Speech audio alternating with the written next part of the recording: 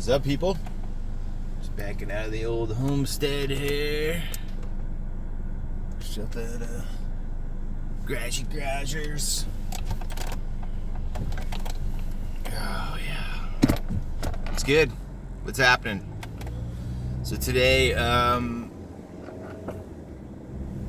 we're mostly talking about something that's on my mind, and it's becoming more and more clear to me, which is I have philosophy about pretty much anything that's important, and it starts to grow. It starts to connect with other parts of philosophy, and overall, what I'm starting to see here is that it's an overarching overall philosophy, which I've been calling the Breakout Philosophy, because each one of these tenets of this philosophy help you break free of some sort of conditioning, be it mental, emotional, physical, scientific, basically every aspect of your life. What I found out is this: every aspect of your life is somewhat regulated by an outside opposing force. Now think about it as simple as, like an object at rest stays at rest until acted upon by an outside force, right? Think about this logic, where you have this concept where like nothing moves because it's being held in place, so to speak, right? So to move it actually requires more force than the force that's holding it in its position. So the same thing is true with philosophies. So as a person, take your, we're that object, right? As a person, our mentality, everything, we're that object at rest, so to speak. And all these different things are holding us in places. Sometimes that superposition is where we want to be, and sometimes it's not. Now, I think a lot of people get lost in life when they don't have, when their superposition is not, where it's supposed to be, or in the vector. Let's say that the superposition is not in the correct vector for harmony. All right, so for all non-techies who don't get the reference, just think about it. If you for all intents and purposes, we are a rock. Society, everything is the ebb and flow that aims to move us. Some of us are heavier than others, and some of us are so light we get thrown around, and we become weapons because of that. See, there's part of the philosophy seeking out right there. It's like, if you're strong and stable, and you have integrity and you don't lie, you're a hard rock. You're not gonna budge. There's not gonna be a lot of things that move you around. You're part of the bedrock. Let's say that, okay? When you don't have an ideology, when you don't have a philosophy or core tenets that actually, that help you and propel you in towards the correct vector, so to speak, then we're these tiny little pebbles, the tiny little pebble, you blow it and it just rolls. But you know what? You can also take a whole handful of them and throw them at somebody, and that shit'll sting. It might hurt. I don't know. There might be a bigger rock stuck in there, and that might actually fucking do some damage. The point that I'm trying to say is this: when you're strong of who you are, you have integrity of being, and you're honest and all this stuff. When this is you, you're not a pebble. You're not something so easily thrown around. You're a big boulder. You're a strong rock. It's going to take a lot of effort to move you. It's going to take even more effort to crack you, and it's not going to be easy to just pick you up, right? Just like this philosophy, it's not easy to just pick up on philosophy and to understand things from a deep nature. But that's the hard part about life. Nothing is given to you guys. The only thing that you get for free is life. That's it. You have to maintain and keep it. We're fortunate enough to have parents and stuff that take care of us until we're old enough to do that for ourselves. And it should be, it should be very, very soon into our lifestyle that we're able to fend for ourselves. And one of the biggest things for my son, raising my son, is to make sure that he's able and capable of doing all these all these things that are super important for his own life and for his own well-being. If he doesn't know how to do certain things, simple things, his future is going to be a lot harder. And so I look at it from this perspective. I think, look, we have our whole lives to live, right? And so we have all this time to figure out. We have all this time to figure out what we're doing, where we're going, and who we are. And that's important. But most people forget to do this. A lot of us just say, forget it. I mean, like, there's something on TV that's really cool, or there's something on, online that's really fucking awesome, or I really got to talk about this, or really got to listen to this, or really got to watch this, or whatever. I got to like this, I got to dislike this, I got to blah, blah, blah. I mean, what if you're doing it for something, then you have a purpose, then you have a purpose. That's your purpose. The purpose is what you're doing. But a lot of people don't have purpose. We steal our purpose from other people that seem to have their shit together. Like, some people might say, oh, you know what, this guy talks a lot of stuff, right? Maybe he's a smart guy. Maybe he's smart about something. Maybe I should listen to his intelligence, because maybe he is smart and maybe I want to learn from that. Well, the thing is that sometimes we just don't look into the gurus that we subscribe to. I'm never going to say that I'm a guru, and I'm never going to say to follow me, except for my channel. I mean, that you can help me out. If you're watching my shit, hopefully you're sharing it. But I really have this breakout philosophy. I mean, enough little digression there. The breakout philosophy is simple. It breaks you out of the paradigms that we're conditioned with. I mean, look, we've all been brainwashed as kids. We go through the school system. You go through the school system and you make it. If you're a straight A student, that means you just showed how well you've been brainwashed. Seriously, I'm not even kidding. I mean, a lot of people will be like, no, academics. You gotta focus on schooling and academics and all this other stuff. But it doesn't make you a better person. It doesn't make you a better human being. There's plenty of fucking smart people. Like, look at lawyers. A lot of those guys are shiesty ass motherfuckers who will take anything away from you just so that they can get paid. Like, that's the thing. It's like there's so many people out there that just, they're like, oh, we can't beat them, let's join them. Like, I'd say half of the lawyers that get into it for that greasy ass fucking thing, or any shady politician, or any shady salesman, or anybody that's trying to, like, one up everybody in life. What game are you playing? That's what I want to ask these people. What game are you playing? When you get all that money, when you finally get all that power and everything, what's next? You're never going to be happy. You're never going to be happy in life if you don't have, if you don't have principles, if you don't have a reason for that. It's like, I want to work hard to get to make enough finances so I can build my own businesses, right? That's the reason. I'm not going to fracture my life. I'm not going to change who I am so that I can, so that I can satisfy these goals. The goals aren't that important to me at the end of the day. I remember when I was younger, I used to want to be a millionaire. I grew up in a household where we didn't have a lot of means, but we had plenty of love. That was one thing that was free and abundant. There was a lot of love, which, I commend my parents. My parents made plenty of mistakes. I have resentments towards my parents on certain aspects, but that's only because I had it pretty decent. I had it really, really pretty good. Like, I mean, sure, we weren't rich, and I remember borrowing, food supplies from a neighbor a few times here and there. Like, when you think of, like, white, what is it called? White guilt or white privilege? I don't know about you, but, like, the only white privilege I had was having two parents. I think that's the only real white privilege that I had. Otherwise, I didn't come from privilege. The only privilege was that I didn't have to have straight A's, and I was okay with that. I didn't have to, like, my parents didn't beat the shit out of me for not doing my homework.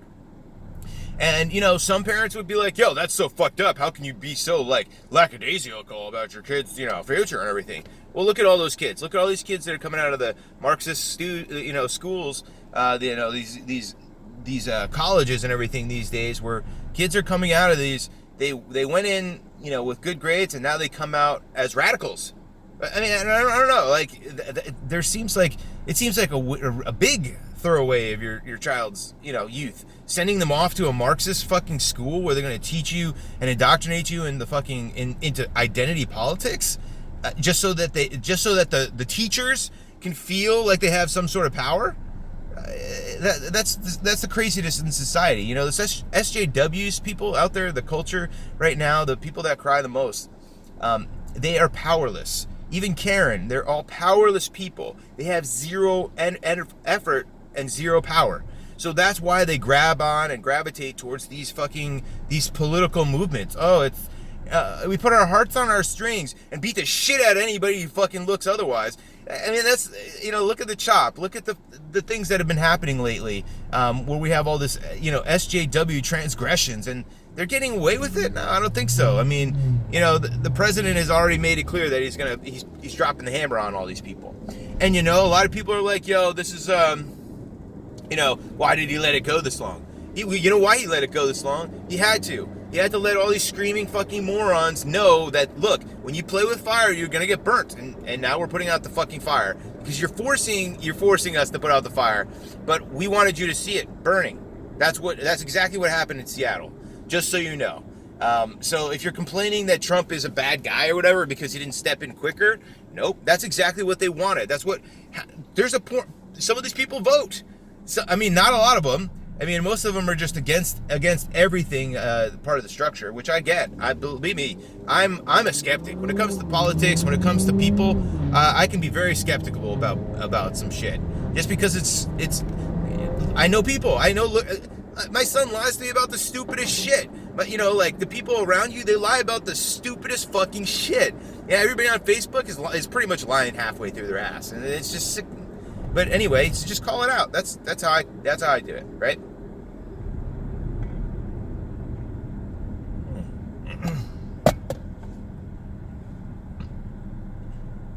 Woo! There's some coffee. Well, I'm getting close to my destination, and I got pretty much a mostly full coffee here. So let me do some more damage on it.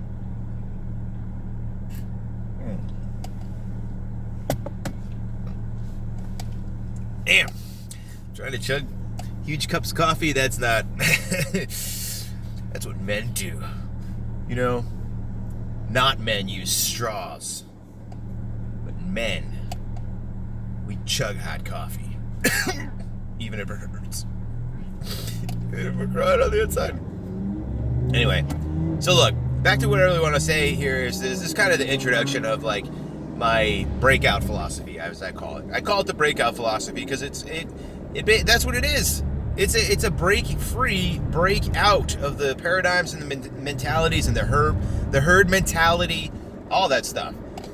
Recently, I had a close friend of mine who, in talking with me and having deep conversations about life and everything, and philosophy mostly, it broke him free. One of my close friends was broken free by, just by seeing the truth from different perspectives, seeing and analyzing things. Like, see, the thing about being a philosopher or a student of philosophy really is what you can call me both. They're interchangeable, I'd say. I'm not a professional philosopher. I didn't go to school but I know Nietzsche. I know, I know some of the best philosophers out there. So let's not mince too many thoughts here. But anyway, the whole thing is, philosophy will liberate you. You will be liberated from the mentality of these paradigms. They say the Matrix. The Matrix has you, right? And we're not talking about the fucking movie with Keanu Reeves, which is an important concept. I mean, this game simulation, all this stuff. That's augmented reality. All this stuff is really important stuff that you're going to need to know about. And as, for me, I go down these channels. I'm not scared. I'm not afraid. Whatever. As a philosopher, I have to be able to entertain ideas that I dislike and downright hate in many places. Like, I hate pedophilia. I hate the people that support pedophilia. I hate all that stuff. And for me, hate is a very, very, I use it very sparingly, that word. And then if you know me personally, if you say the word hate in front of me for some bullshit, you know I'm gonna fucking say I'm gonna call you out on it. I pretty much do every time.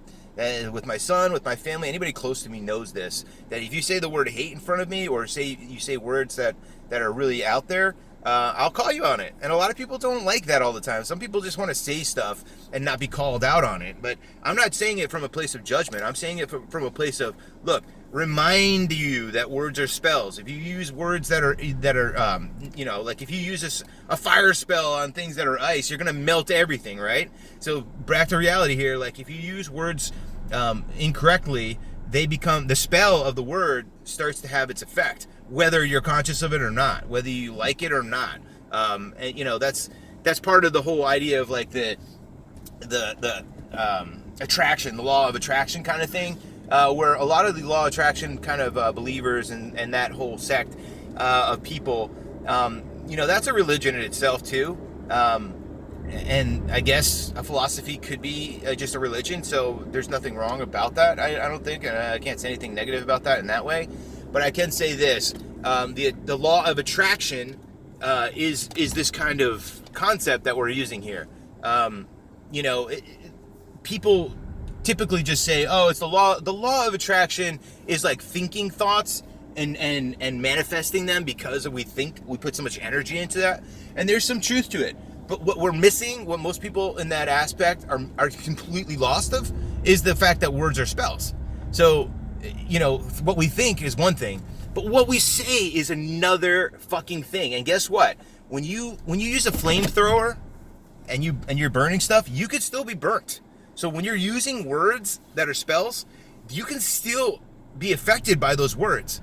So that is why it's super important to not allow that into your thought processing through your thought stream and all this other stuff.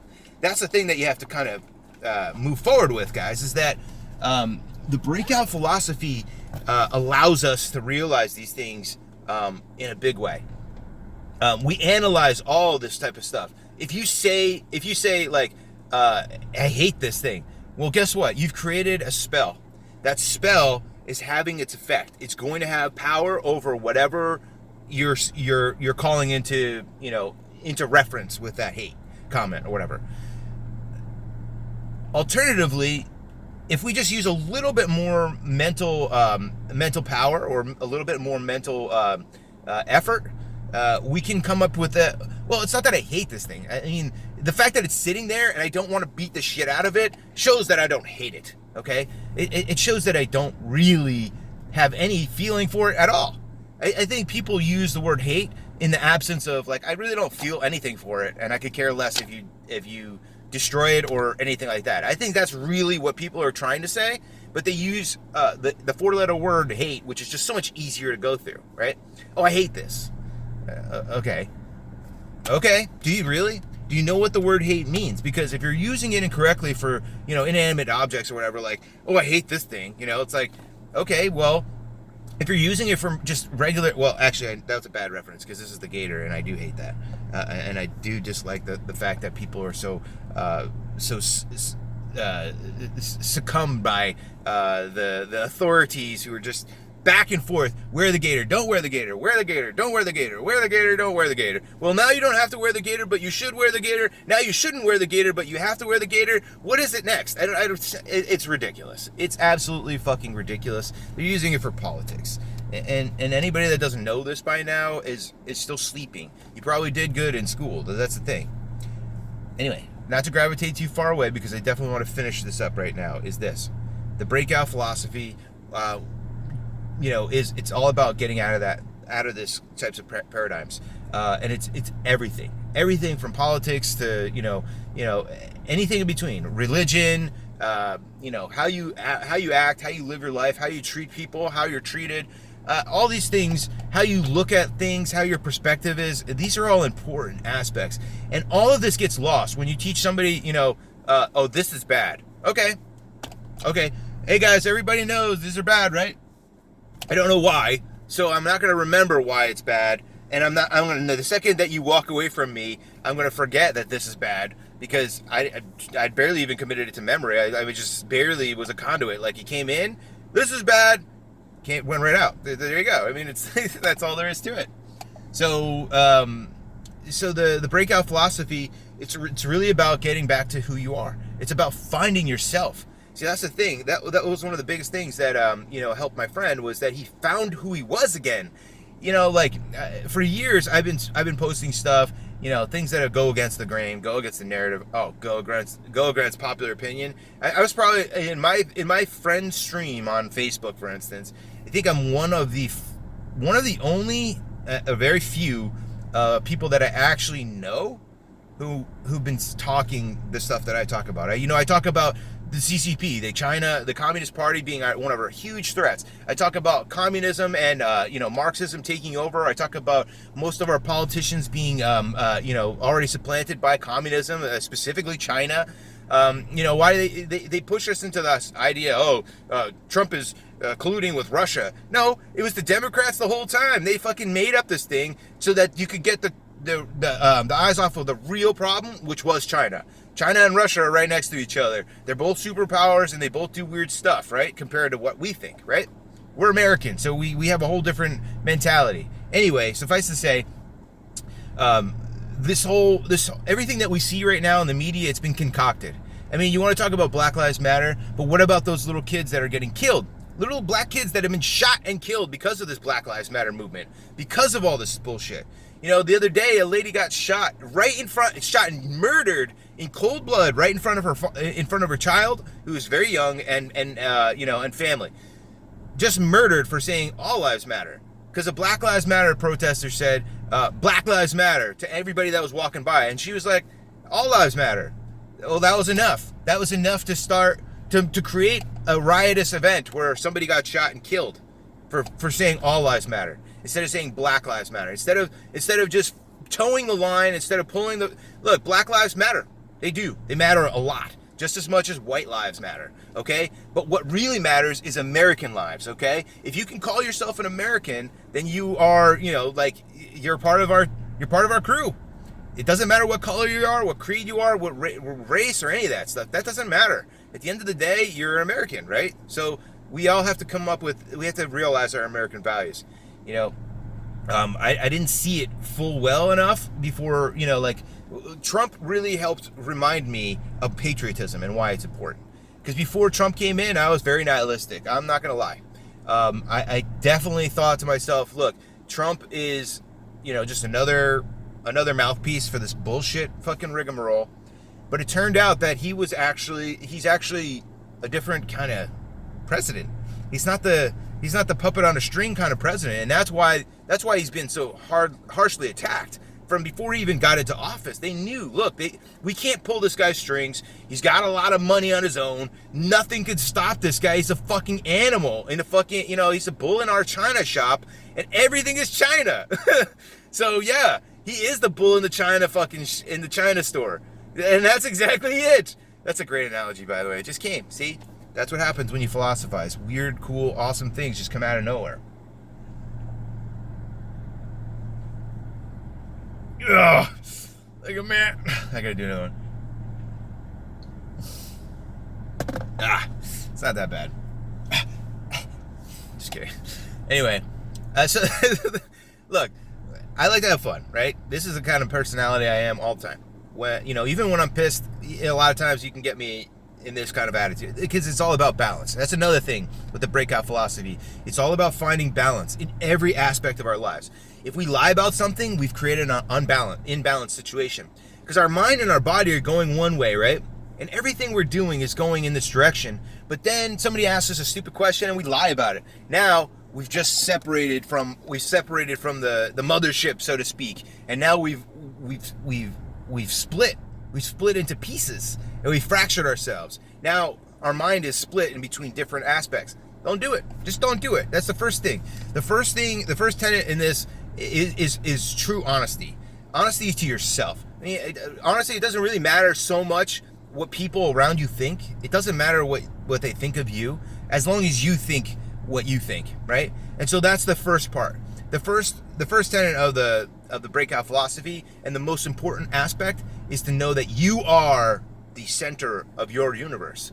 You are your God. You are, I mean, solipsism, whatever, you are the God. Okay, so that's part of the reason why you don't necessarily need a religion or religious figures outside of your own mentality, because if you idolize other people, now you're looking at things that aren't you. That's the thing. Like, and also, if you're idolizing people, how do you know that those are actual people? That's the thing. It's like, like when you see a politician on TV, are you getting the real politician or the real person behind that politician? Or are you just getting the salesman, the sales pitch? That's what most of us are getting. That's what you're mostly getting when you see this kind of stuff. It's like, we're no longer thinking for ourselves. If we become highly faithful, right? And we go to church every Sunday, sometimes on Wednesdays, for every like occasion is a result, goes around the church. Okay, some people actually get some wholesome, love out of that. I get it. And I'm not going to say anything negative about that. The only thing that I'm critical about with religion and everything is it's because you're subservient at that point. You're not living, the concept of God being the most important thing. It's almost trivial. In the greater sense of the breakout philosophy, it is trivial. It's absolutely trivial, because that God, if everything is created from God and everything is a reflection of God or whatever this is, I roll my eyes a little bit just because it's so simple. If all that's true, then we already know God. We already experience God every day, and we already are within God's presence, in and out. I'm sitting on God. I drove with God. I'm talking to God. All these types of things, right? So, but that's so far removed and abstract from anything that's tangible in this life. So now we have to bring it back down, okay? So people are like, either, we have to be this little broken type thing where everybody's telling us and getting us, or we can try to turn into God, which is impossible, right? So the breakout philosophy is right in between. The breakout philosophy is saying, look, we're not going to be little guinea pigs, but we're not trying to be God either. We're just trying to be us. And that's the thing. Sometimes you have to you have to put on your own mask first before you can save the ones around you. That's the mentality here, that to break it down, it's, some people might criticize it and say, oh, you're so selfish. This breakout philosophy is selfish. Well, you know what? I don't know. I mean, do you feed yourself, or does somebody else feed you? Does somebody else put clothes on you every morning? Does somebody else wash you and clean your asshole when you're after you take a shit? No. Does anybody make your hair? No. Does anybody teach you the lessons that you've learned yourself? No. Does anybody drive your car for you when you're driving it? No. All these things are true, right? I mean, all these things are you. You do all of it. Every aspect of your life is created by you and you alone. Sure, some people help you, but they didn't, like your parents helped raise you, but they didn't raise you. You raised you. That's the thing. Even I have a kid. He's 13. And I've learned this. This has been reaffirmed by just having a child. Is knowing, look, I don't raise him. I'm not raising him. I'm guiding him in the direction that I feel is the most appropriate for him, and he's raising himself. That's the way it is. That's how it is, guys. And if you want to look negative at that, go ahead. But you're just not seeing far enough down the line. See, we all live with emotion, right? And so that's the trap. That's how we get trapped. That's how we get caught up and taken over, right? But I'm telling you this: if we can lead with less emotion and be more balanced. So if we're just all emotion, we're unbalanced. We're not able to think rationally, right? So we need to be right in the middle. We need to have a fair amount of balance between emotion and logic, because the logic is going to help us figure out how to better satiate those emotions, right? And vice versa. So we need both. Like, you need the left and the right. You need Democrats and Republicans, at least. You need to have opposing views so that we can find when those two opposing views crash together, the one that's the strongest remains. So, as a philosopher and everything, you have to be willing to destroy the thoughts that you have to make better ones. And, that's creation. That's being a god right there, right? Okay, so, right. All right, so I'm going to end it here because I think that the majority of it's already been said.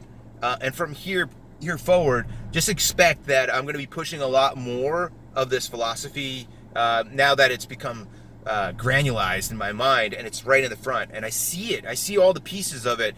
All of a sudden, it's all been there, but now it's all just starting to, like, I'm seeing all of these things together, and I'm like, whoa, these are all part of it. And so it's become more and more of a deep theme for me to really explore this and to move it on to the next level. So come join me with this, guys. Just look forward to more stuff. I guess that's all I can say at this point. But the breakout philosophy, you're hearing it here. Maybe you have philosophies that can go along with it. Maybe you have ideas. So either way, I'd love to hear from you. And let's talk. But either way, either way, either way, have a good day. All right, you're beautiful. I'll talk to you later. Peace.